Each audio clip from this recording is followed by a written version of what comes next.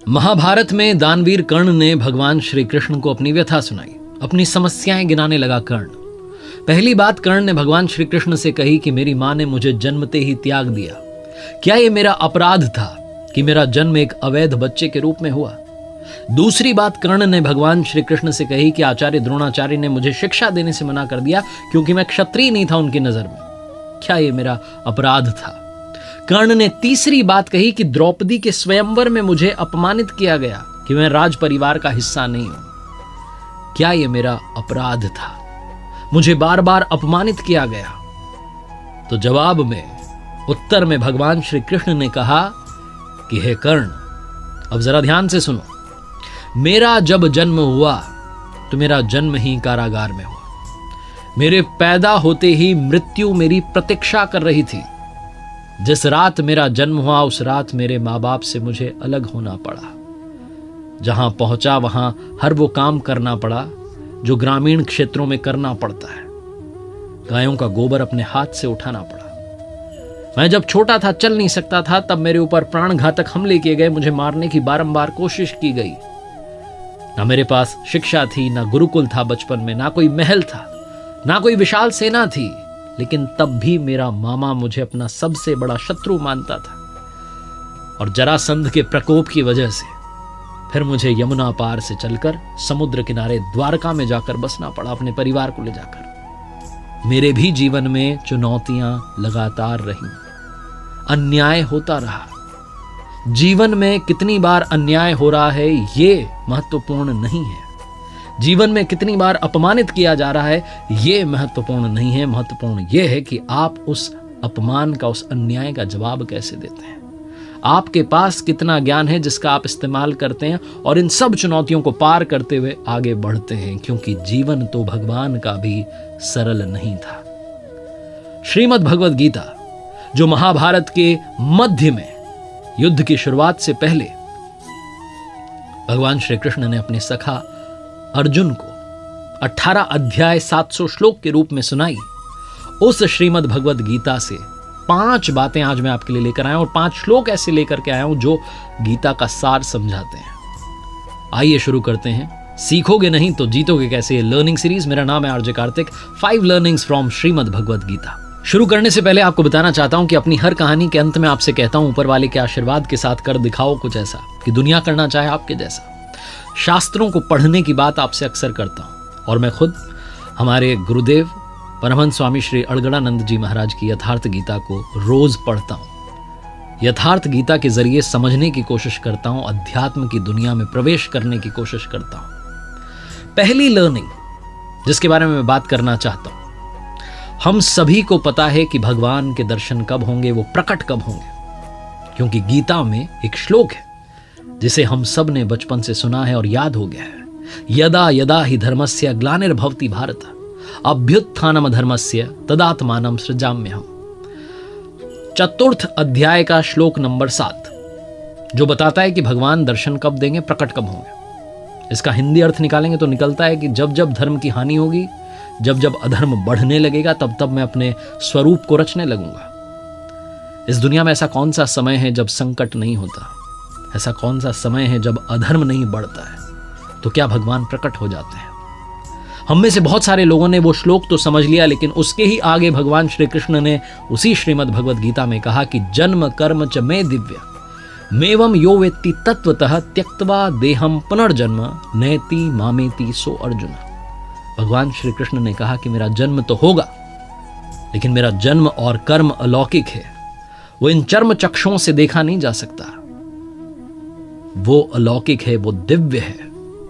उस दर्शन के लिए आपको निर्मल होना होगा। उस दर्शन के लिए आपको मोक्ष प्राप्ति के रास्ते पर चलना होगा। और वो रास्ता क्या है वो भी भगवान श्री कृष्ण ने श्रीमद् भगवद गीता में बताया। ओमित्येकाक्षरं ब्रह्म व्याहरन् मामनुस्मरन्। ओम का जप, मेरा ध्यान, यही वो रास्ता है जिसके जरिए, जिस रास्ते पर चलकर आप उन प्रभु के दर्शन पा सकते हैं। दूसरी बात श्रीमद् भगवद गीता का सार समझाती है श्रद्धा।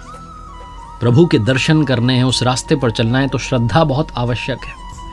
भगवान श्री कृष्ण ने चतुर्थ अध्याय में श्लोक 39 में कहा, श्रद्धावान लभते ज्ञानम तत्परः संयतेन्द्रियः ज्ञानम लब्ध्वा पराम शांति म चिरेणाधिगच्छति। वो कहते हैं कि श्रद्धा रखने वाले मनुष्य जो हैं, जो अपनी इंद्रियों पर संयम रखते हैं, जो तत्परता से अनन्य भाव से मेरी साधना करते हैं, वो मुझे यानी परम शांति को प्राप्त होते हैं। भगवान श्री कृष्ण ने आगे श्रीमद् भगवद गीता में 9वें अध्याय में श्लोक 26 में एक बात और कही कि पत्र पुष्प फल जल जो भी अर्पण कर रहा है श्रद्धा भाव से, उसे मैं प्रेम सहित स्वीकार करता हूं। और कहा है कि भाव बस्य भगवान सुख निधान करुणा भवन। वो सुख के भंडार हैं, वो करुणामयी हैं, लेकिन वो भाव के वश में हैं। जहां भाव है वहां भगवान है। ये दूसरी जो लर्निंग है सिखाती है कि श्रद्धा के साथ, समर्पण के साथ उस परमात्मा की पूजा करना बहुत जरूरी है। जहां आपका भाव डगमगाया कि काम नहीं बन रहा है, आप कहीं और चला जाता हूं, किसी और दरवाजे को खटखटाता हूं, वहीं सारा खेल गड़बड़ हो जाता है। इसलिए श्रद्धा में कमी मत आने देना। तीसरी बड़ी बात जो समझने वाली और सीखने वाली है श्रीमद् भगवद गीता में 6ठे अध्याय के 5वें श्लोक में भगवान श्री कृष्ण ने कहा, उद्धरेदात मनात्मानम नात्मानम वसादयेत आत्मेव ह्यात्मनो बंधुरात्मेव रिपुरात्मना।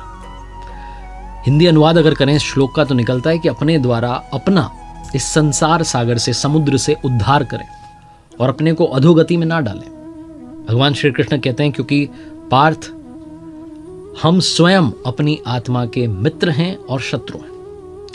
और थोड़ा समझें तो आत्मना अपने द्वारा, आत्मानम अपने आप का, उद्धरेत उद्धार करें, आत्मानम अपने आत्मा को अधोगति में ना पहुंचावें, ये कहने का अर्थ है। और इसका सीधा मतलब अगर आप अपने जीवन में निकालें, इंसान मनुष्य जहां कहीं है, जो कुछ कर रहा है, उसका जिम्मेदार सिर्फ और सिर्फ स्वयं है।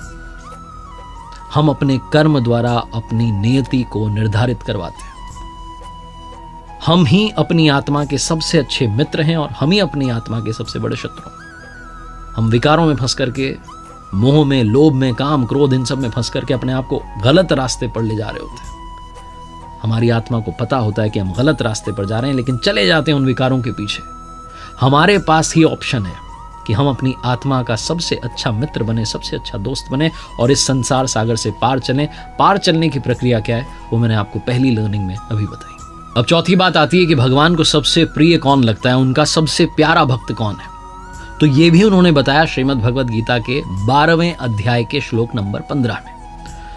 उन्होंने कहा कि यस्मान्नो द्विजते लोको लोकान्नो द्विजते च यह हर्षामर्ष भयोद्वेगेर मुक्तो यह सच में प्रिय। कहने का मतलब यह है कि जिससे किसी को कष्ट नहीं पहुंचता हो, जो किसी के द्वारा विचलित ना होता हो, जो सुख में, दुख में, चिंता में, खुशी में, हर्ष में समभाव रहता हो, वो मुझे अत्यंत प्रिय है। भगवान श्री कृष्ण कहना चाहते हैं जो समभाव हो चुका है, जो प्रभु की मर्जी मान करके चल रहा है कि जो हो रहा है वो करवा रहा है, अपने आप को समभाव कर चुका है, वो भक्त मुझे प्रिय है। रियल लाइफ एग्जाम्पल लें तो हमें अपने व्यवहार से किसी को ठेस नहीं पहुंचने देनी है। हमारी बातों से कोई उदास ना हो जाए, हमारी बातों से कोई परेशान ना हो जाए, इतना तो हम कर ही सकते हैं। अपनी वाणी में संयम तो ला ही सकते हैं।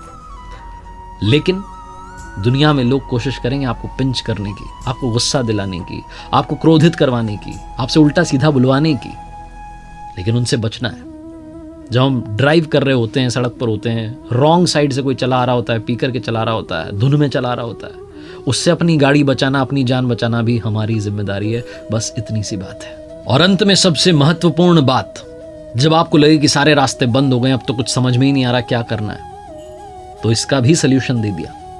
18वें अध्याय के श्लोक 66 में भगवान श्री कृष्ण ने कहा, सर्वधर्मान परित्यज्य मामेकम शरणं व्रज अहम त्वाम सर्व पापेभ्यो मोक्ष यष्यामि मा शुचः। कहने का मतलब कि सभी धर्मों को छोड़ करके मेरी शरण में आ जाओ, मैं तुम्हें सभी पापों से मुक्त कर दूंगा। इसमें कोई संदेह नहीं है, कोई शंका नहीं है। और धर्मों से मतलब है कि जो कुछ आप कर रहे हैं, जिस किसी श्रेणी के आप साधक हैं, जिस किसी तरीके से पूजा अर्चना आराधना में लगे हैं, उन सबको त्याग करके सिर्फ मेरी शरण में आ जाओ, अनन्य भाव से मेरी भक्ति में लग जाओ, तुम्हें मोक्ष तक पहुंचा दूंगा। इसमें कोई संदेह नहीं है। भगवान श्री कृष्ण की वाणी है। 18वां अध्याय है, 66वां श्लोक है, 700 श्लोक गीता में है। अगर आप रोजाना 5-5 भी पढ़ें तो बड़ा अच्छा, 10-10 पढ़ लें तो 70 दिन में आप एक बार गीता की आवृत्ति कर सकते हैं। और जितनी बार आप श्रीमद् भगवद गीता को पढ़ेंगे उतनी बार आप कुछ नया सीखेंगे, और जितनी बार आप पढ़ेंगे उतनी बार आपका मन करेगा उस रास्ते पर चलने का, और आप धीरे धीरे चलना शुरू करेंगे। और एक बार चलना शुरू कर दिया तो फिर पीछे मुड़ने की जरूरत नहीं पड़ेगी। अपने आप वो आपकी जिम्मेदारी, आपके योगक्षेम की जिम्मेदारी अपने कंधों पर उठा लेंगे। तो अगर आपको अपने जीवन में सही रास्ता चुनना है तो वो रास्ता श्रीमद् भगवद गीता में बताया गया है। एक बार फिर से वही बात कहूंगा जो अक्सर आपसे कहता हूं, ऊपर वाले के आशीर्वाद के साथ, अपनी मेहनत और अपने परिवार के प्यार के साथ कर दिखाओ को जैसा कि दुनिया करना चाहे आपके जैसा। देखिए मेरे साथ हर सोमवार सुबह 9:30 बजे एक नई कहानी और हर शुक्रवार सुबह 9:30 बजे लर्निंग सीरीज का एक नया वीडियो।